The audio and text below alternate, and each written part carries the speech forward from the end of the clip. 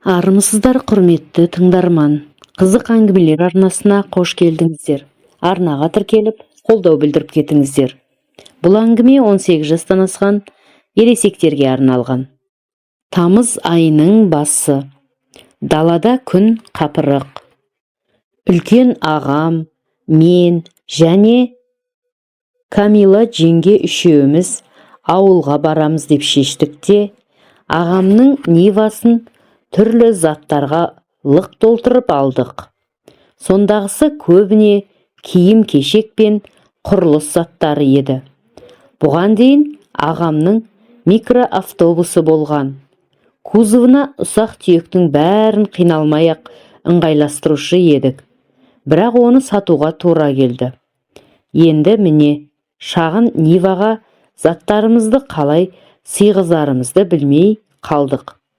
Киім толы сөмкелер, көліктің алдыңғы орындығын ғана емес, артқы орындықтардың 1/3 бөлігін алды.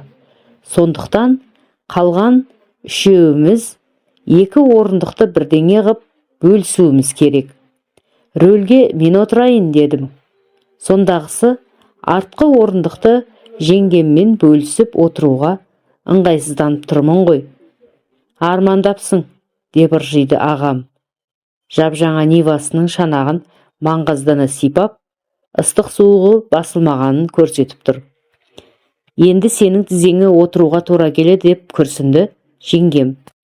Кел, көрейін, ауырсың ба, деп келемеждеп, Камила жеңгемнің белінен құшақтадым да көтеріп қалдым. 50 килограмдай ма, өте жеңіл екен. 52, болды жібер, деді ол, қызарақтап. 32 жастағы келіншек үшін Камила сырт көзге әлі де оқушы болып көрінетін. Бірақ менің сыныптастарымның тек бірнешеуінің ғана денесі соншалықты сымбатты, тартымды еді. Екеумізге бір орындыққа сыйысып отыруға тура келді. Мына көліктерді кім жасайды екен, деп жайғасқаным сол еді. Басым Ниваның төбесіне кеп тірелді де қалды. Жеңгем тіземе келіп отырғаны сол еді. Аяғымды бірден жылы ауа құшып, денем дір ете қалды. Үстіне қысқа жеңіл көйлек киген, ішінен төстартқышпен шілтерлі іш киімі. Осы жеңіл жұқа көйлегінен сығалап көрініп те тұр. 1,5 ғана метр бойымен басы төбеге жетпейді екен. Ағам рөлге отырды да айнадан бізге көзін қысып қойды. Жолға шықтық. Көлік бірте-бірте жылдамдықты ұлғайта бастады. 10 шақырымнан кейін теп-тегіс тақтайдай асфальт жол бітіп, жай шағал ойдым-ойдым ауылдың жолы да басталып кетті. Бір шұңқырдан кейін екіншісі басталып, жеңге ағаммен шүйкілдесіп, қайдағы жоқ әңгімелерді айта бастады. Мен болсам, төбеге қайта-қайта ұрына берген басымды қорғау үшін аяғымды кеңірек ашып, төменірек отыруға тырыстым. Осылайша жеңгем менің ауымның үстінен бір-ақ шықты.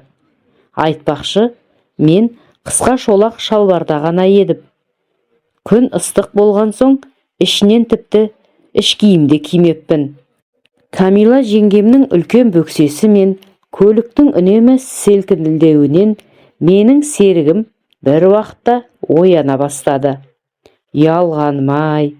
Әрине, жеңгем жамбасына ердің жыныс мүшесінің тіреліп тұрғанын қалай сезбесін.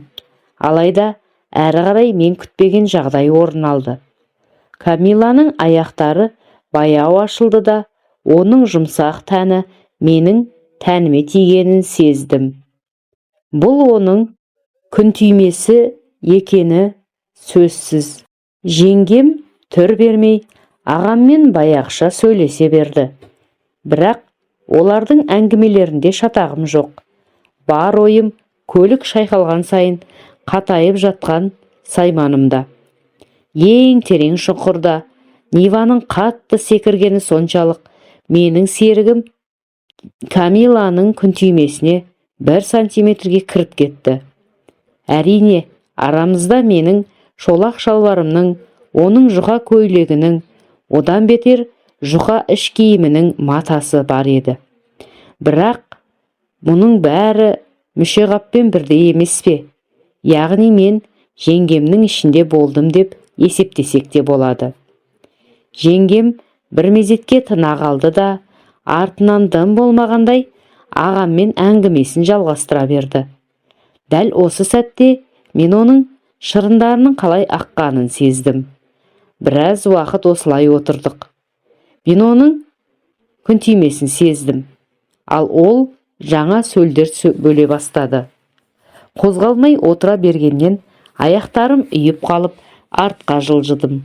Ал Камила маған ілесті де күнтимесін менің сайманымның ұшына жайғастырды. Мен алдыға берілгенде ол осы әрекетін артымнан қайталай берді. Шалбар, көйлек, іш киімдерге қарамай бір-бірімізді аймалауға кірістік. Біраз уақыттан соң оның санын сипалай бастадым. Ол басын еңкейтіп, қолымның қимылдарынан көзін алмай қарап отты. Мен тым батылсынып кеттім-ау, білемін, бірақ бөксесін баяу көтеріп те, көйлегінің астындағы дымқыл іш киімін сипаладым.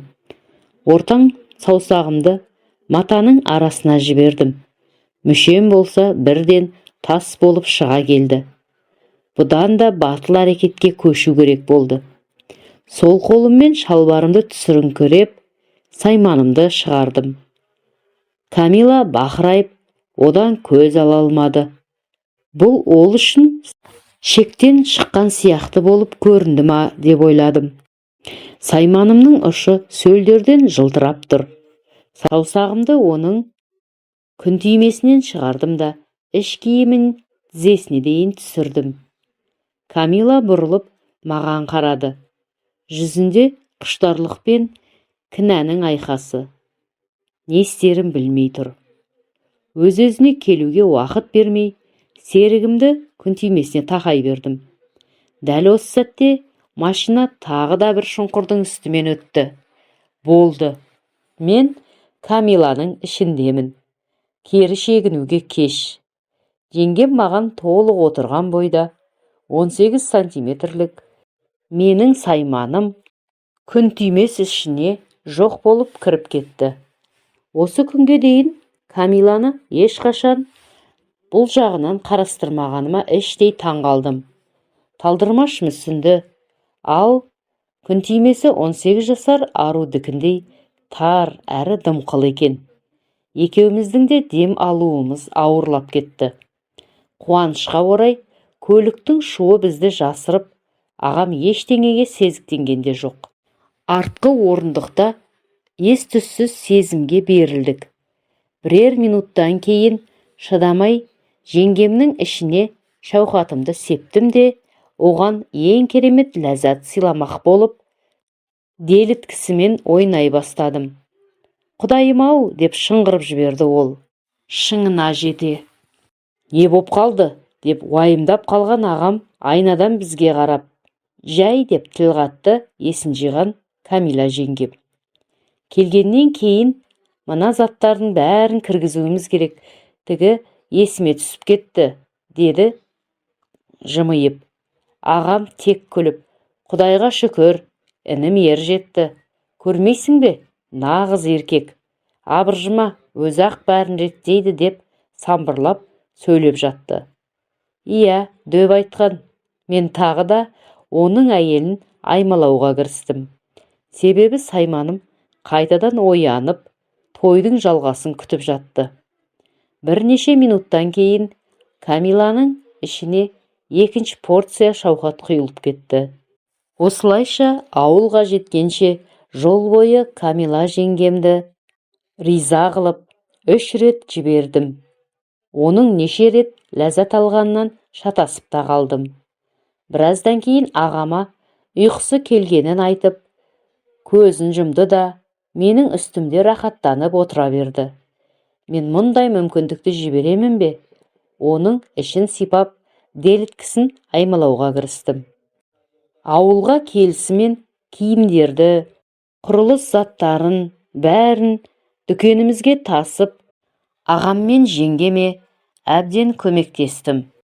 Бар тірлігіміз біткен кезде ағам, жеңгем Камила екеумізге дүкен мен үйді табыстап, өзі әке шешеміз тұратын үлкен үйге барып амандасып келуге кетіп қалды.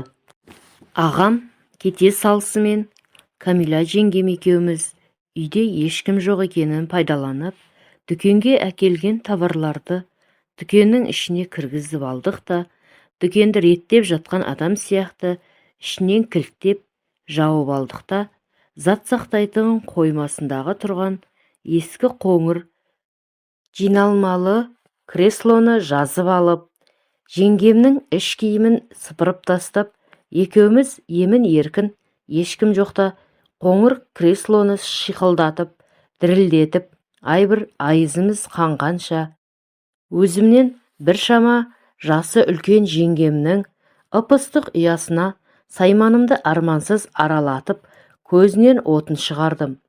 Бұрын неге мән бермегеніме таң қалдым. Бір қалыпты жымиып қана жүретін бұл жеңгемнің өте тәжірибелі, қылықты екенін, әрі қайнысына көңілі бар екенін білгенде баяғыдақ жайғастырар едім ғой.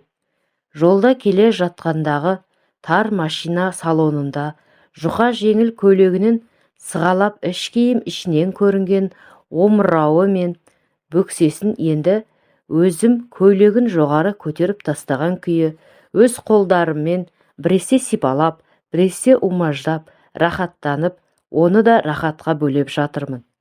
Ағамның үлкен үйге кеткен соң әке шешесімен отырып шай ішпей келмейтіндігін білген жеңгем екеуміз жарты сағаттай дүкен қоймасында арпалысып жаттық. Жеңгем әбден қозғаны соншалық, аяғында мені астына алып, өзі қазықтай қақиып, үстіме отырып алып, бір секірді-ай, менің де дауысымды шығарып жіберді. Дауысым шығып кеткен менің аузымнан сілекейім қоса шұбырып ағып кетті.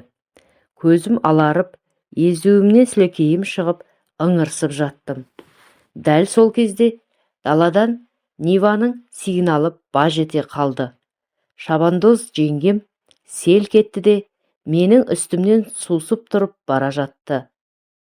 Дәл сол кезде менің шауқатым шығып кетті де, сыртқа қоңыр креслоға ағып жатты. Жеңгем тез іш киімін жерден алып, бұтына теріс пе оң ба қарамай жүре киіп бара жатты. Жоғары көтерілген көйлегінің етегін төмен түсіріп те үлгеріпті. Барып, үй жақтағы дүкеннің есігін ашып, қақпаға қарай беттеді-ау деймін. Мен креслоға ағызған соң, сайманымды үйкеп қалғанын сол жаман креслоға жағып тастадым да, бағанағы қаладан әкелген товарларды дүкеннің ішінде сипақтап, орын-орнына жайғастырған адам сықылды. Дүкеннің ішінде не істеп, не қойғанымды білмей, көзім аларып, белім босап, рахаттанып жүрмін. Ойында еш нәрсе жоқ ағам болса, ой, екеуің жарайсыңдар, осылай жасай беріңдер деп, даладағы суы ысып тұрған душқа түсіп алайын деп кіріп кетті. Сол кезде барып мен де шауқат сасымай душқа ағамнан соң кірейін деп ойладым. Жеңгем зыпылдап үйге кіріп, киімін енді ғана ауыстырып алып, шай қамына кірісіп кетіпті. Әңгіменің